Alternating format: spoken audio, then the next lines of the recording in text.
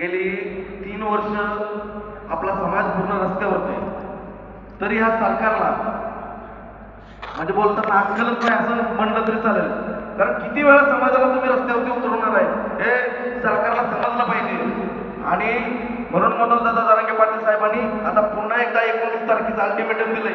जर का 29 तारखेपर्यंत या सरकारने आपल्या मागण्या मान्य नाही केल्या तर मात्र आता सकाळीच पाटील साहेबांनी सांगितलंय आता आंतरवाली सगळी नाही, आता डायरेक्ट परत मुंबई. या हिशोबाने आपण सर्वांनी तयारीला लागायचं आहे. मान तालुक्यातील बरेच बांधव आलेत, बरेच बांधव तिकडे आपल्या चौकामध्ये थांबलेत. तर मान तालुका पहिल्यापासून आरक्षणाच्या लढ्यामध्ये गेले 3 वर्ष खूप सक्रिय आहे आणि त्यांचं मनापासून धन्यवाद. पण एक आता महत्वाच्या मुद्द्यावरती बोलतोय. सकाळीच मी जरांगे पाटील साहेबांना भेटलोय, हा विषय सांगितलाय.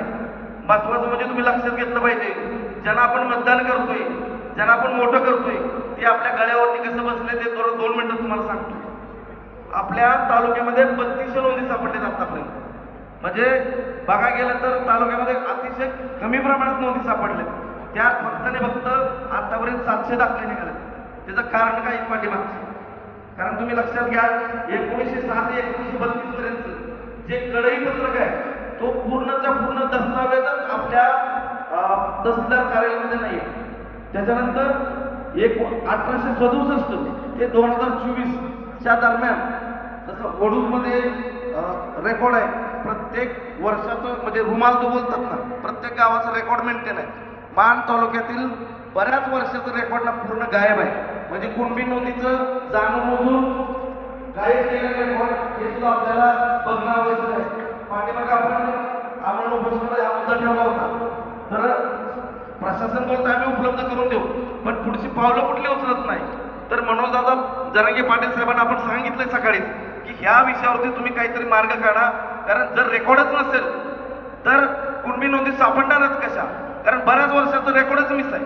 मग हे नक्की प्रशासन नक्की काय करतंय? जर रेकॉर्डच मान तालुक्याचं गायब असेल तर कुणबी नोंदी भेटणार आहेत कुठून? त्याच्यानंतर जे 1907 ते 1932 या दरम्यानचं कडई पत्रकच नाही. त्याच्यामुळं जे आपले 3200 जे दाखले निघाले त्याची वंशावळच मॅच होत नाही. मग वंशावळ मॅच नाही होत तर तुमचं प्रमाणपत्र बनतच नाही. आणि प्रमाणपत्र बनत नसेल तर पुढं मग व्हॅलिडिटी खूप दूरचा प्रश्न आहे. व्हॅलिडिटीचे खूप सारे प्रश्न आहेत. तिथं व्हॅलिडिटी गेल्यानंतर तिथले अधिकारी जातीवाद करतायत. आपल्या मराठा समाजाला पैशाची मागणी केली जाते किंवा व्हॅलिडिटीसाठी बरेच सारे कारणं दिली जातात. तर मराठा समाजानं जागं झालं पाहिजे. नुसतं फक्त आपल्या नेत्यासाठी पळण्यात काय पॉईंट नाही. आपल्या समाजाच्या म्हणजे मान तालुक्याचं जर मी सांगतोय विशेष, कारण आपण आता मान तालुक्यात काम करतोय तिथलं रेकॉर्डपासून सगळ्या गोष्टी बघतोय. रेकॉर्ड नसल्यामुळं आपल्याकडे फक्त आणि फक्त 3200 नोंदी सापडल्या. तर रेकॉर्ड कसं मिळेल हे आपण बघितलं पाहिजे. आणि मी इथून आपल्या मानच्या प्रशासनाला मी इशारा देतोय, जर का हे रेकॉर्ड लवकरात लवकर सापडलं नाही तर मात्र मनोजदादा जरांगे पाटील साहेब बोलतीलच त्या विषयावरती. पण आम्ही तुमच्या बोकांडी बसल्याशिवाय आम्ही सुट्टी देणार नाही. आम्हाला पूर्णच्या पूर्ण जे रुमाल पाहिजेत, प्रत्येक गावचे रुमाल ज्याच्यामध्ये पूर्ण त्याच्यामध्ये काय काय असतं, म्हणजे वसलेवार असेल, टिप्पणी असेल, जन्ममृत्यू नोंदी असतील, कडईपत्रक असेल, हे पूर्ण गावचे आम्हाला रुमाल पाहिजेत. बरेच सारे वर्षाचे गोष्टी मिस आहेत. म्हणजे आम्हाला असं वाटतंय, आम्हाला असं एक वास येतोय याच्यामध्ये कुठला तर राजकीय हस्तक्षेप आहे.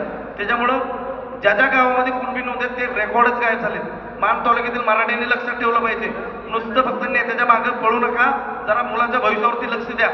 नाहीतर हे जे रेकॉर्ड जर भेटले नाहीत ना आयुष्यात परत आपल्याला आरक्षण भेटणं पण अवघड होऊन जाईल. मनोजदादा जरांगे पाटील साहेब एवढं बोलतात ना, अंगात पूर्ण रक्त आटवलं त्या माणसांनी. आणि आपला मराठा समाज एकदम शांत आहे. मान तालुक्याच्या मराठ्यांनी थोडं जागे झालं पाहिजे. नेतं हे सगळं साईडला ठेवा. पहिल्यांदा मराठा समाजाने आपल्या मुलाच्या भविष्याचा विचार करा आणि हे रेकॉर्ड कसं सापडेल ह्याच्यावरती आपण लक्ष दिलं पाहिजे. जय शिवराय.